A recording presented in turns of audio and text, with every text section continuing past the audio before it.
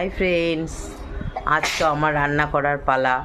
তোমরা সবাই জানো কিছু কাটা হয়ে গেছে, মেয়ে কেটে রেখেছে।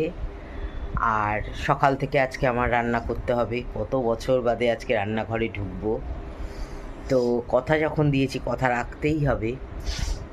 সকাল থেকে শুরু হয়েছে, তো চা করেছি। চাটা দেখো,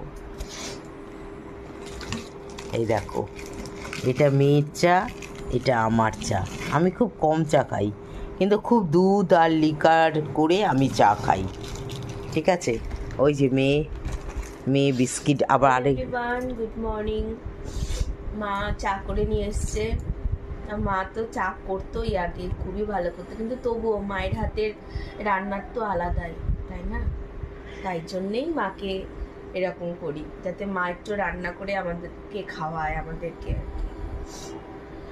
ঠিক আছে, ভালো থেকো সবাই। দেখো এই বিস্কিট, আবার এই বিস্কিট, দুজনে বসেছি এখন চা খেতে, দেখেছো তো। আজকে তোমার দিদি সত্যিকারেরই কাজ করছে এবং রান্নাও করবে।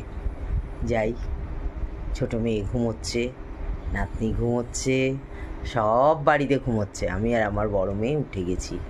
তো তোমাদের তো জানানো দরকার, চা খাচ্ছি, সেই চায়ের থেকেই নয় শুরু হলো আমাদের।